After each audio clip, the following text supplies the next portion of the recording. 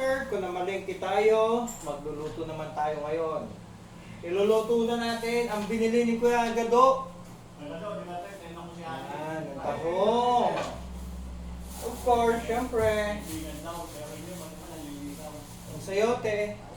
Medyo mahal ang sayote ngayon, mga ka-master. Medyo mahal siya ngayon. Ang bili namin dito sa dalawang sayote is 44 pesos. Dati, 10 tumpok, 4 na piraso.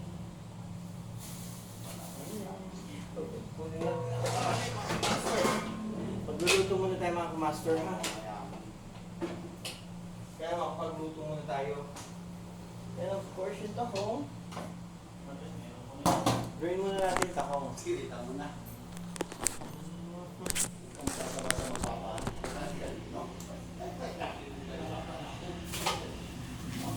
Magkaso na natin mga ka-master.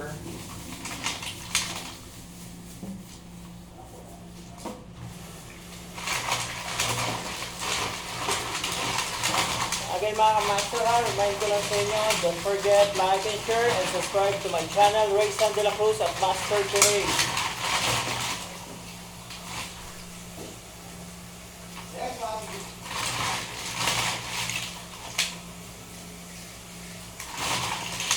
Bak mo Kuya Gado, bak ni mo, baka na ay maisorya mo laing ba? Masakpan ka, wala ko'y sala. Di ba mga master, Bisaya na. Dili ko Bisaya, pero kabalo ko magtarong Bisaya.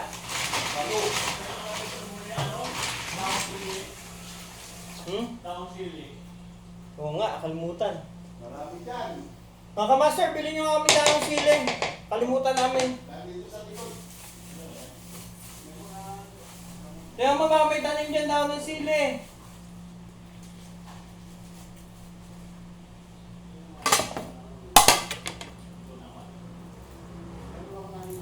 Kasi kung kukuha rin ako sa kapupay. Sa amin doon sa Robinson. Dami rito eh. Alin, daw ng sili? Oo, sa mga kapitbahay doon. Sa mga kapitbahay, para pala tayo mga magnanakaw eh. Hindi pinapansin. Hindi nila pinapansin. Ayaw nila. Hindi namimigay naman.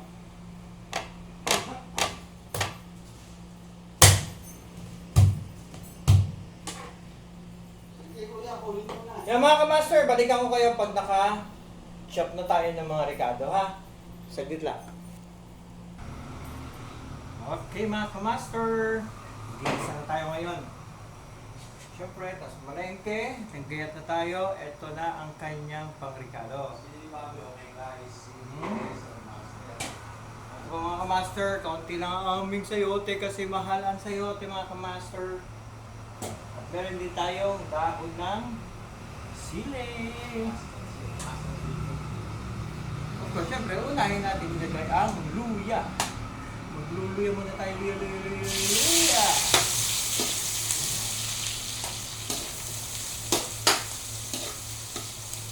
Sumakan natin luya. Medyo papulahin na natin bago natin ito yung ibang Ricardo. Kasi mas matagal na luluto ang luya kaysa sa bawang sibuyas. Sa bawang sibuyas kasi madali siyang mahulog.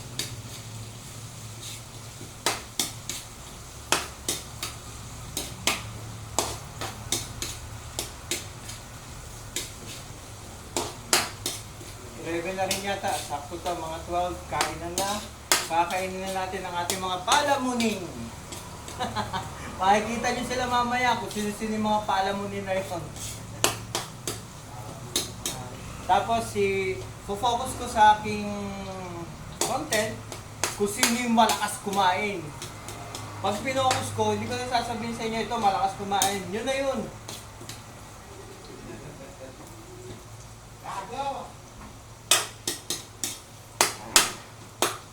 Sumunod natin tong luya. Palabasin natin yung katas para mawala yung lansa ng ating tahong. Tumutulo pa yung ating tahong. Kaya tatanggal ang tubig.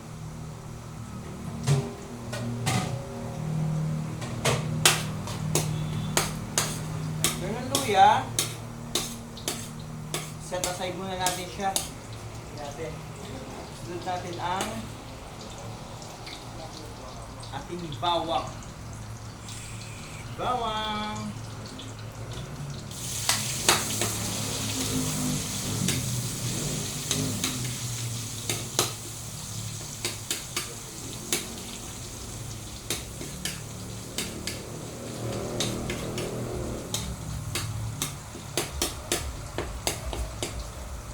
And then ang sibuyas.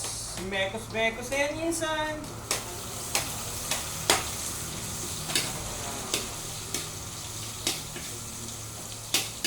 Baka may request kayong ibang gusto nating content, pwede na rin kayo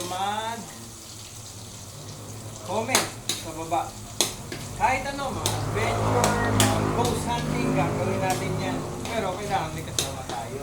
Kasi baka sapian tayo ng masamang espiritu. Masama na nga tayo, ipapasabi pa tayo sa masamang espiritu. After that, mix na natin ulit yung luya. And then, isunod natin ang kamatis! Ayan.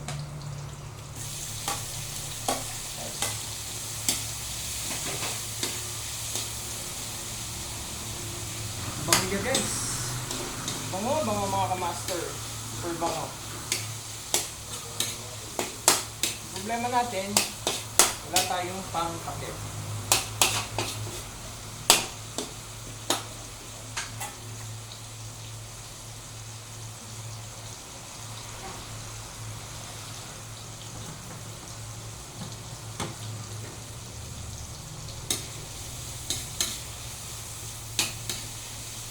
Sabi nga nila pag nagluluto guys, kailangan lagyan mo ng puso para masarap ang lasa ng niluluto. Actually, simple lang naman ito niluluto natin ito. So, kung ginisang tahong o tawagin nila ay tinola tahong.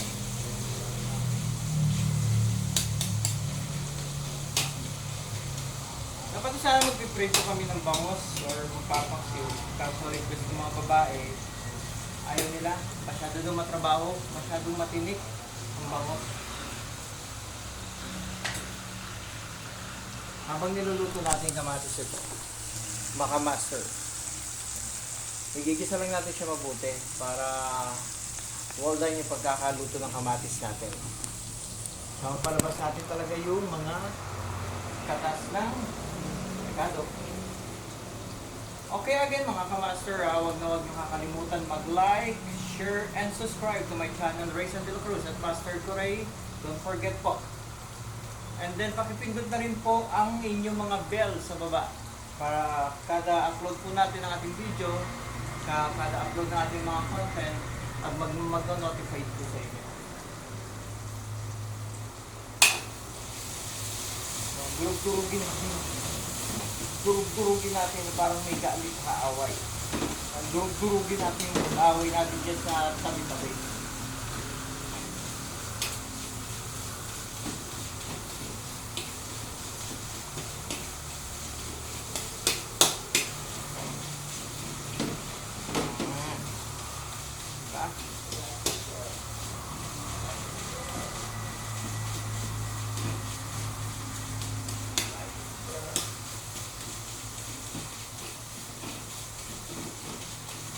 Tapos natin mag-isa, susunod na natin ang matatambok na tahong ni gado.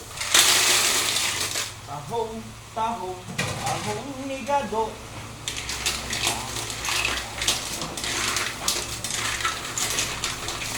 Dahil yung kausay ito mga babae. Kaya natin siya magtubig ng kusa. Tapos, huwag natin siya kagatimplahan ng patis or ng asin kasi tubig alat ng tahong. Dati na siyang maalat. Maalat?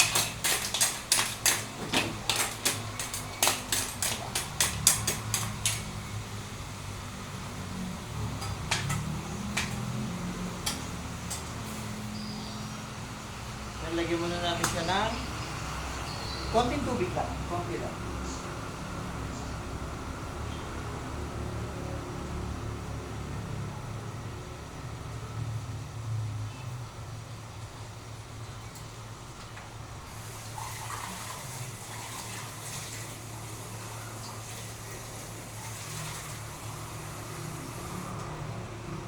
1 cup.